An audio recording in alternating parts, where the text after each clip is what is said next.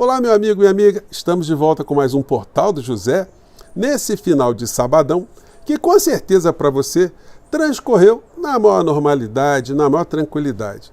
Mas isso não está valendo para todo mundo, não.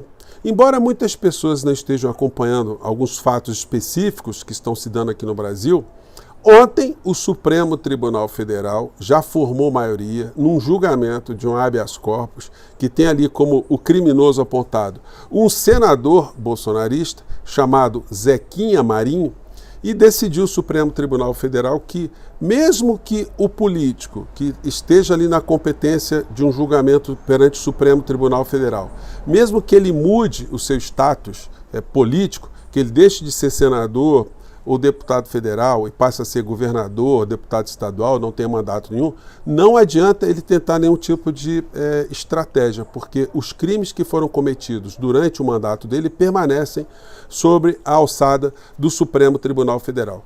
Isso desmonta de uma forma direta uma linha de defesa do inelegível, do ex-presidente da República, que viu agora que não tem como ele escapar para a primeira instância aqui no Brasil. O Supremo, portanto, nesse caso, fez essa definição e que está chegando ao conhecimento do bolsonarismo nesse sabadão. Portanto, para eles, a vida não está nada fácil, né? Bom, eu vou conversar com vocês sobre alguns aspectos dessa decisão e também de outros assuntos muito importantes que estão acontecendo no nosso país, mesmo nesse sábado. Mas antes de mais nada, quero convidar você que está chegando agora ao nosso portal e ainda não nos conhecia, para que você se inscreva aqui conosco e venha participar das nossas atividades. Dê seu joinha, mande seu comentário, assista também os nossos outros vídeos. Se você gostar, compartilhe, recomende. E não se esqueça, se puder, se inscreva aqui também no nosso clube de membros. Você que é muito bem-vindo e muito bem-vindo.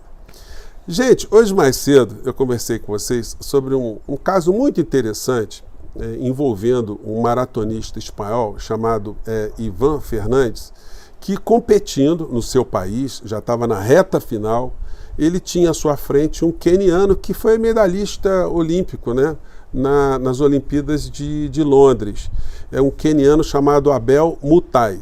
O Abel, enfim, estava bem à frente do espanhol, né? Mas quando chegou ali na parte final, ele deu uma desacelerada, porque muita gente começou a comemorar, ele achou que tinha cruzado ali a reta final, mas não, né? Ele diminuiu, começou já a ver o tempo dele, e o espanhol percebeu que ele tinha se enganado. O espanhol chamou ele, deu um cutucão nele e falou: cara, olha só, não terminou não, tá? É ali na frente, né? Ele demorou um tempo para se tocar e foi lá e acabou chegando na frente, né? Moral da história, esse comportamento desse atleta circulou o mundo, né? Como fair play, como alguém que teve uma dignidade, teve um sentido ético, um sentido de merecimento, né? E ele foi entrevistado, ele dava as explicações ali que, olha, eu fiz o que era certo, né? Enfim, que mérito eu teria de ter ganho uma maratona nessas circunstâncias? Eu citei esse exemplo porque tem muitas pessoas aqui no Brasil, né, nesse campo do bolsonarismo, que ficaram pulando de alegria com o debate do Trump lá contra o Biden, né? E a questão é, qual o mérito que se tem em vencer um debate usando mentira, usando a falsidade, usando o pânico moral, usando ali ferramentas sem o menor escrúpulo? Qual é o sentido de alguém se converter em presidente de uma nação transmitindo para todas as pessoas no mundo esse tipo de comportamento? Evidentemente, né, esse exemplo do atleta ajuda a gente a nos posicionar, né? Em que lado nós estamos? No lado do tipo de pensamento desse atleta ou do lado desse pensamento dessas pessoas de extrema direita? Aqui no Brasil, em várias partes do mundo, né? Então, muitas pessoas escreveram para cá, eu fiz questão de salientar, de dar uma explicação adicional sobre isso. Se você não assistiu, assista o nosso vídeo anterior, tá? Então, aqui, voltando aqui ao nosso tema, né? Na coluna aqui do Jota, após 6 anos, STF volta nesta sexta-feira, 29 do 3, a discutir alcance do foro privilegiado. Então, começaram a discutir isso em março. A matéria é essa aqui. E aí, ontem, nessa sexta-feira, finalmente aconteceu, né? A Veja foi a única que deu essa notícia aqui, que eu estou compartilhando com vocês. STF fecha cerco contra a tese que livraria Bolsonaro de julgamento na corte.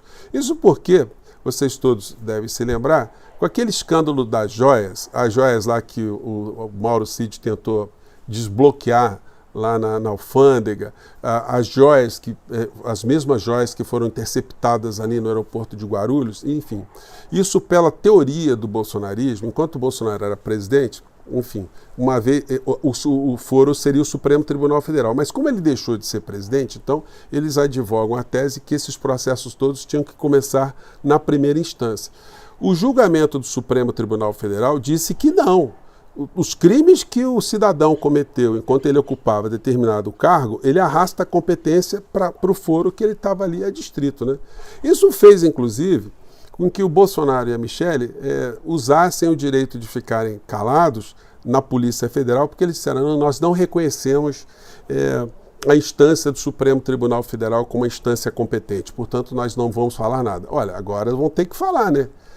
Mas vão falar o que também, né? Porque o inquérito da joia já está concluído. As informações que nós temos são nessa direção, né? E não adianta mais nenhum tipo de depoimento, porque ambos estão muito incriminados nessa história. Já era para a Polícia Federal ter entregue esse inquérito agora nesse final de mês, mas como acharam mais informações lá nos telefones do Wassef, então provavelmente a Polícia Federal está dando uma lapidada final para finalmente botar esse inquérito para frente, né? E já passou da conta, né, gente? Aqui na linha fina está descrito o quê? Tribunal se encaminha para a interpretação de que casos continuam em Brasília, mesmo se investigação for aberta depois de a autoridade deixar o poder. Bom, o personagem que está envolvido nessa questão, para variar, né, se intitula como pastor, o pastor Zequinha, né, Marinho, e que fazia rachadinha no seu gabinete enquanto foi deputado federal. Essa é a história. Então, mais um rachador em nome de Jesus, né? Com todo respeito às pessoas religiosas, mas como tem picareta, né? Que mistura política com religião e chega a essas posições, né? Enfim, mas agora não tem mais escapatória. Já se formou a maioria, o André Mendonça pediu vistas nesse julgamento, né? Vai atrasar um pouquinho, mas já está, ele tem que devolver, no máximo em 60 dias.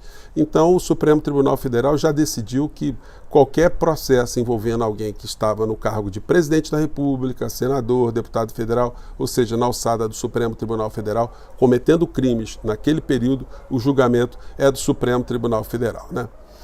Bom, conversei com vocês também sobre a importância do presidente Lula estar se posicionando cada vez mais. E por mais que as pessoas tenham críticas ao atual presidente, não resta dúvidas que o presidente Lula está no campo do progressismo, do humanismo. Ele pode ter visões econômicas que são mais liberais ou seriam mais conservadoras, ele pode atender mais algumas orientações que são coisas do mercado, mas é inegável que o presidente da República tem uma inclinação na defesa de situações que envolvem as camadas mais pobres do nosso país, né?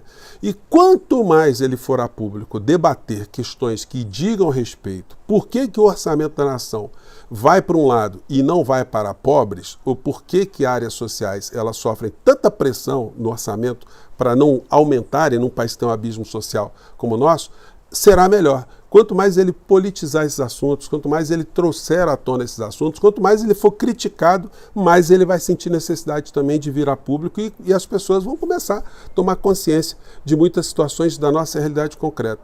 E isso, sendo uma prática constante, o presidente da República ele pode ajudar também a levar uma visão humanista, progressista para vários debates aqui no nosso país.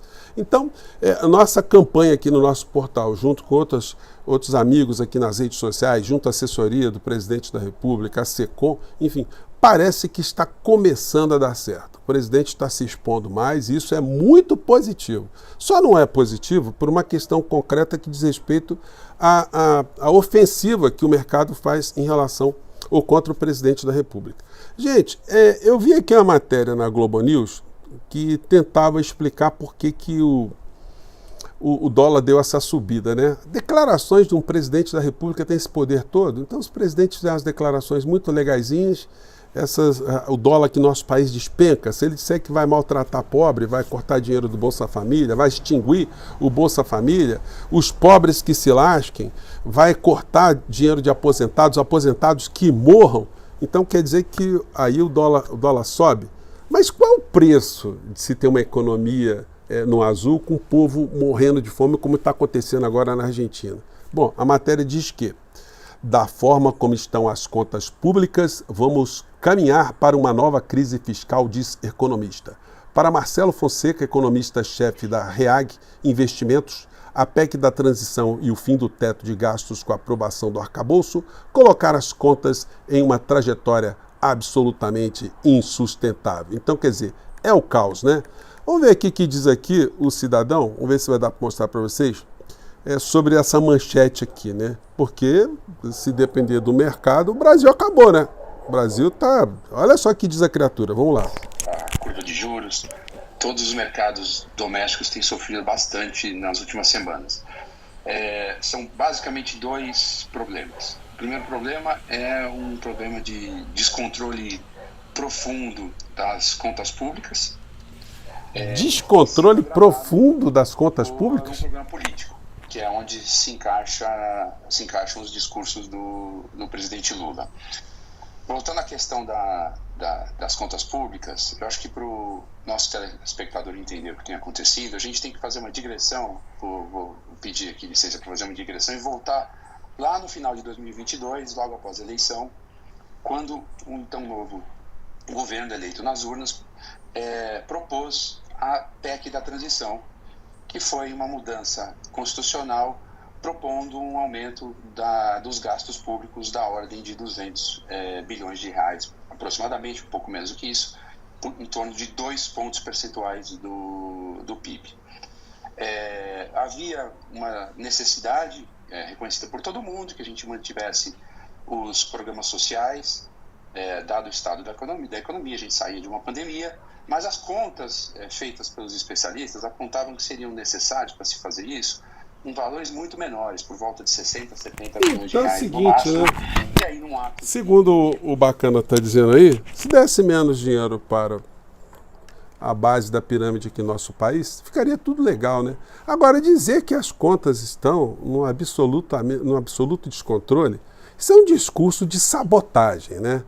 E isso vai fazer com que o presidente Lula ele enxergue aquilo que ele já sabe, né? Enxergue com mais nitidez e comece a tomar atitudes mais contundentes também. Porque o mercado quer o mal do nosso país. O mercado só quer o bem de si próprio, das pessoas que ganham dinheiro com esse tipo de mecanismo, né, econômico que tem no nosso país. Para essas criaturas, o governo atual é inimigo, porque o governo Lula não está fazendo o regramento que eles estão determinando como o ordenamento melhor. E o presidente Lula está sendo tratado como inimigo. Se o governo Lula está sendo tratado como inimigo de um modo geral, se uma parcela do povo brasileiro está sendo tratado, né, como inimigos, então o discurso agora daqui para lá tem que ser na mesma direção também, né?